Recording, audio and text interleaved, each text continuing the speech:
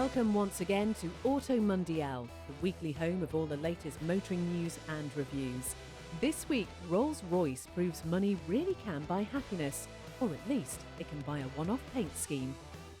We've also got the latest hatchback sticking it to the SUV era on UK roads.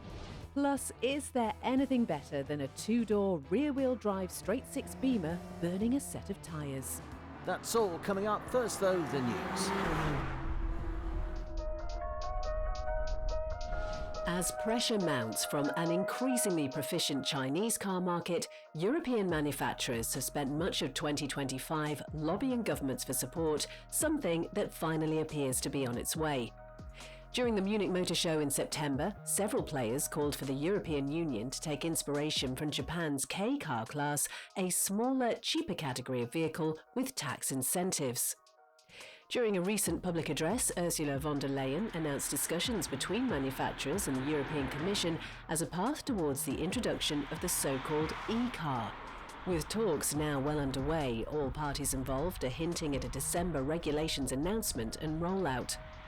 While specifications are yet to be agreed, we'd expect the new e-car class to fit tighter dimensions, have restricted power figures, and feature fewer safety features, development of which can drastically increase cost.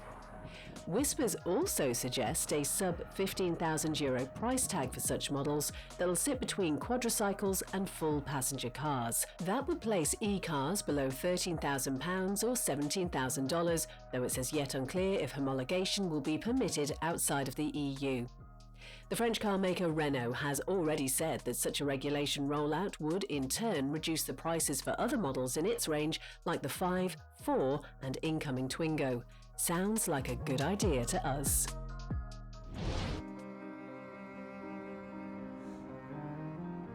For those of us counting our pennies at the end of each month, the most we can hope for in the way of automotive optional extras in 2025 is a choice of grey and slightly lighter grey paint.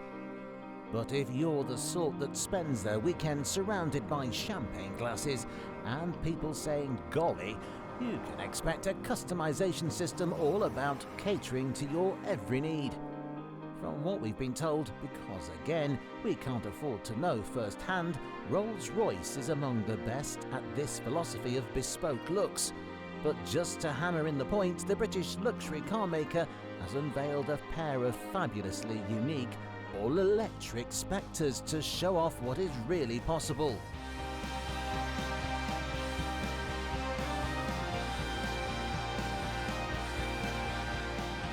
First off is this subtly spruce Spectre Primavera, an ode to the season of spring, full of bright colours and floral motifs. The outside may be a striking design with its light blue pinstriping, but its inside, the one-off design, comes to fruition because, unlike supercars, a Rolls-Royce is all about placing a light grin on the occupants' faces. Lots of white upholstery opens up the space, whilst the same cherry blossom monogram, as seen on the headrests, decorates the dashboard and centre console. Indeed, should you have the money, Rolls-Royce will put any design you want wherever you want it.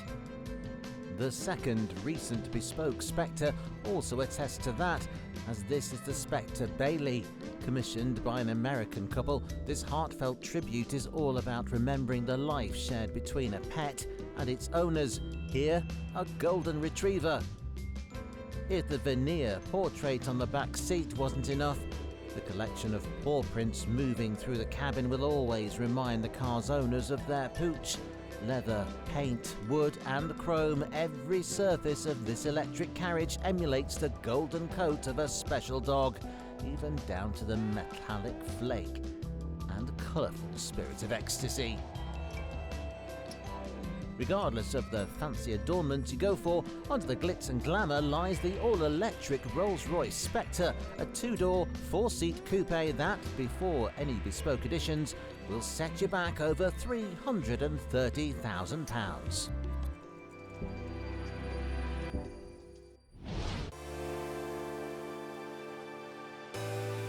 Ever since the Kia Ceed fell off the bandwagon, replaced by the higher-riding X Ceed, the South Korean manufacturer has laxed a C-segment hatchback for the UK market. But in the modern day of infinite choice, that does leave a weakness within the Kia range, something that now needs addressing. As we all know, developing a new version of the Ceed for minimal return on investment would be like buying a mansion and knocking it down in favour of a two-bed cottage. So thankfully, Kia's overseas divisions, the American branch to be more specific, is here to help. This is the Kia K4, a model launched last year in the US as a replacement to the Forte, but it's now also transitioning to right-hand drive, ready for its UK market debut late this year. Sold across the pond in either saloon or hatchback form, it will only make its way to the UK in the more popular compact body style. Thankfully though, it loses none of its sharp looks. In fact, ever since its first US launch, we have become fans of the hatchback's front light assembly, bold bumpers and hunkered stance. Even the tail, that does look a little bit like a set of building blocks stacked one on the other, has great undertones of subtle aggression.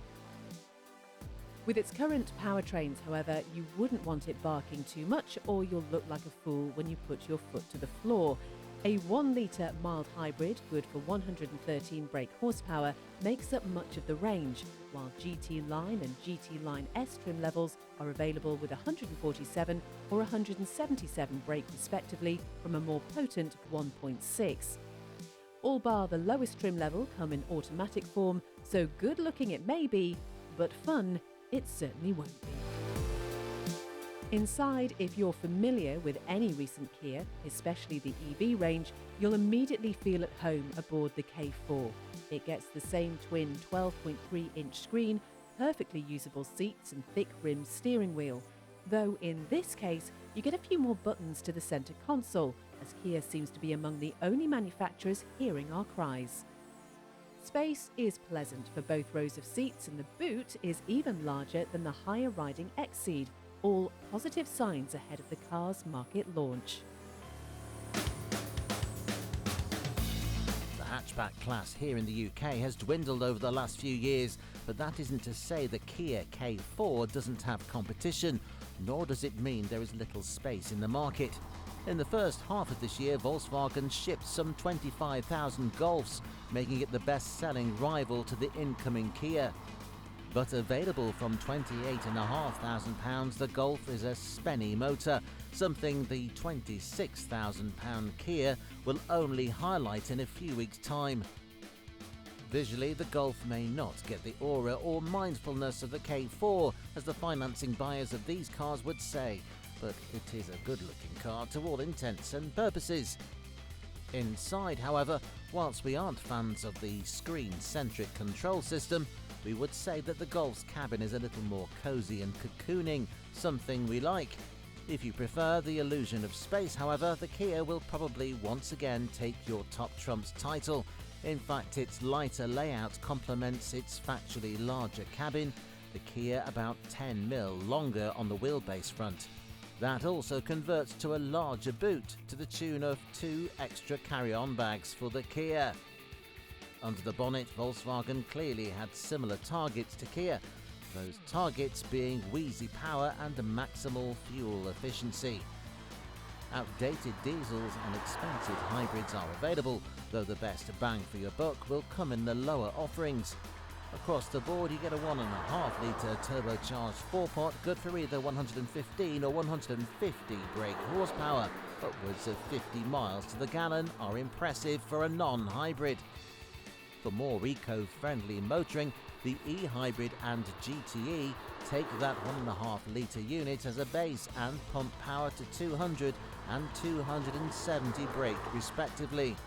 Adding to an already lengthy engine list are a pair of 2-litre diesels, matching the 115 and 150 brake horsepower outputs of the regular motor. Overall, though, the Kia is just as powerful, just as refined, better looking and even more spacious, all for less money. So unless Volkswagen pulls a surprise out of the bag, we expect a successful launch for the Kia K4 later this year. After the break, if you like minis, you probably also like fashion, so you'll want to stick around.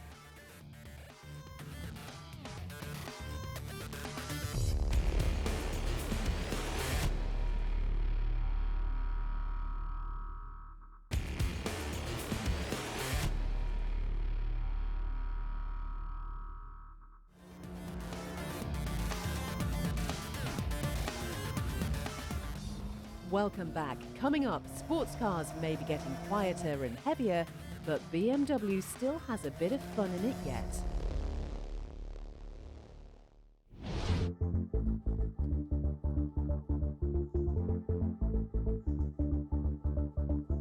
Earlier on in the show, Rolls-Royce presented a pair of bespoke all-electric creations destined for only the most rich and famous of clientele. But not to be outdone in the struggle for best looks in 2025, Mini has just employed the help of clothing and accessories brand Deus Ex Machina to put together a pair of showstoppers.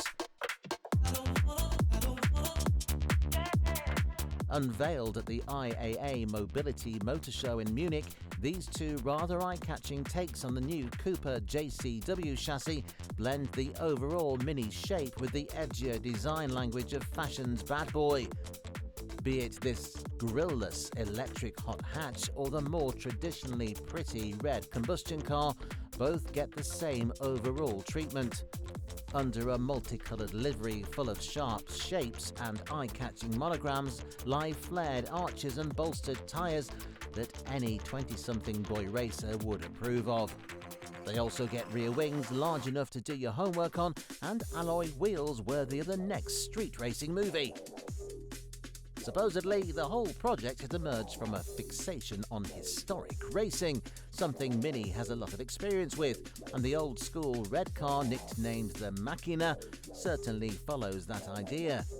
Neater details like metallic, old-timey door mirrors, plus a set of rally-style lamps up front suit the car well. Fashionistas might also suggest that the cabin is an edgy blend of classic elements with a modern spin and a function over form approach. We simply see a bucket seat, tall shifter, simple three-spoke steering wheel and satisfying to flick metallic switches, and are desperate for a go in what appears to be a proper raw race car. Obviously, this pair of wacky races is nothing more than a marketing stunt ahead of an upcoming clothing collaboration between the two marques. So whilst you can't get behind the wheel of either of these hot hatches, a patch-covered leather jacket or rip-filled pair of jeans totally sound like adequate replacements.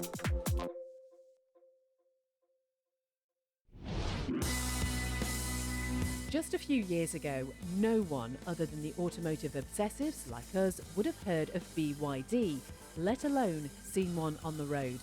Today, the Chinese manufacturer is slowly but surely invading Britain with its range of surprisingly affordable all-electric products.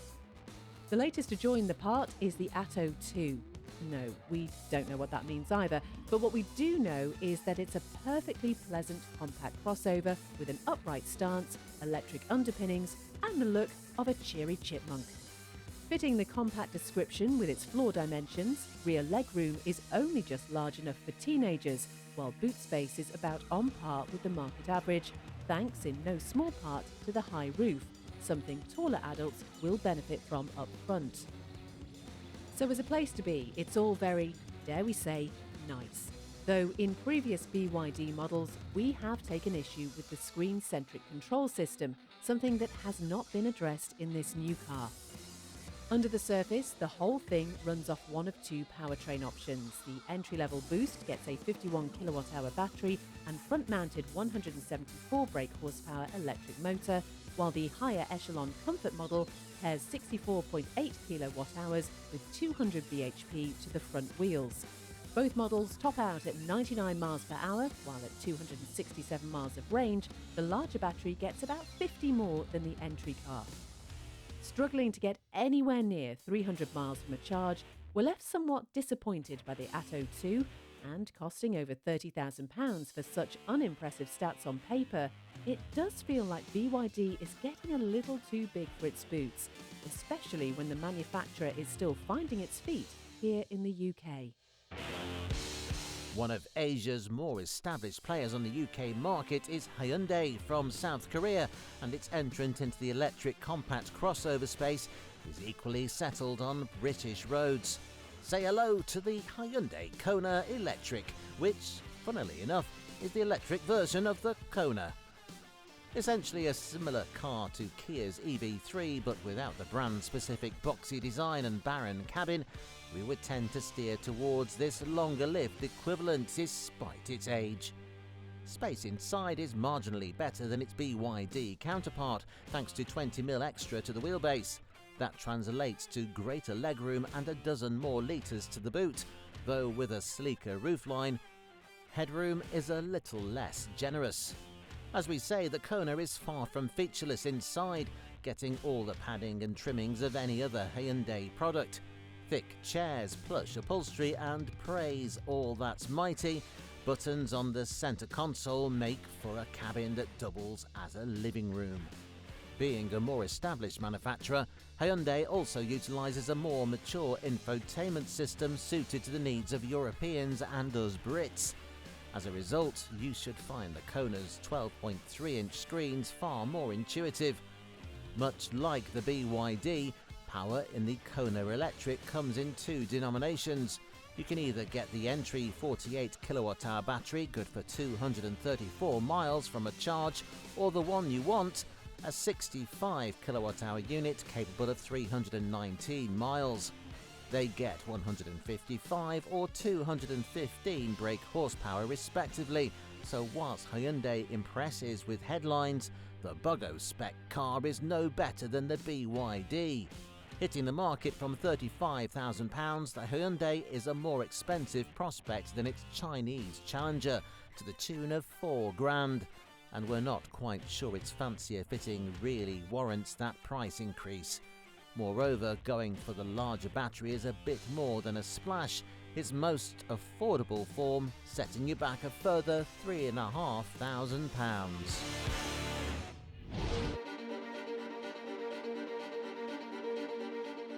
After launching something of a new stylistic era and announcing a hydrogen-powered future, it's been a busy few months for BMW. But some things never change.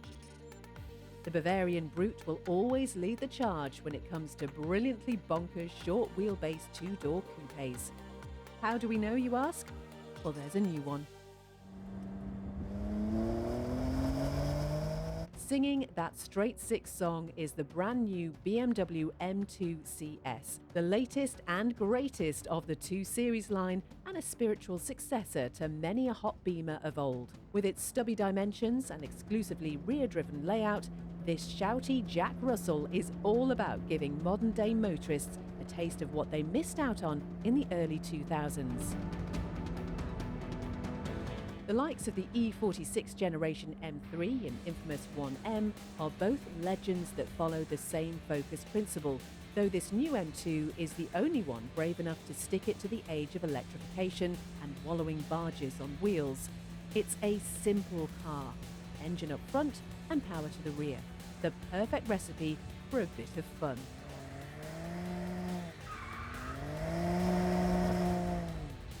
At the core of planet Earth's newest cloud formation device is a 526 brake horsepower 3-litre turbocharged straight 6. Now, to be precise, it's the same S58 model code engine that powers pretty much every other M performance car around. So you didn't hear this from us, but it gives a little computer-based tickle, and you should easily be able to match the likes of the M3 CS at over 550 brake. And all that in a car weighing a good 100 kilos less than the M3. All that means this new pocket rocket will fire its way to 62 from rest in 3.8 seconds, tapping out at 188. Inside, it's just as hardcore as the exterior. Carbon fibre seats, carbon fibre dashboard, carbon fibre centre console, carbon fibre steering wheel, and absolutely unchanged rear seats. Unlike other models in class then, with their rear seat deletes, this BMW is just a regular family runabout. check that centre console again though, and sadly the one thing that doesn't place the M2 CS in the nostalgic before its time category is its lack of a manual shift. Instead, a boring old 8-speed paddle shift auto means flicking up and down the box is as rewarding as cashing a paycheck that won't even escape your overdraft. Speaking of a paycheck, that will struggle to make a dent. You will need several just to complete a monthly payment on this broad arched brute. For all of its vast improvements upon the standard M2, the CS will set you back £18,000 more than the base car. If you're still not quivering in your driving boots, that is a whopping £87,000. Now that might sound like a lot of money, but sat alongside the £110,000 Porsche 718 Cayman GT4 RS, the BMW's track-focused toy almost feels like a bargain.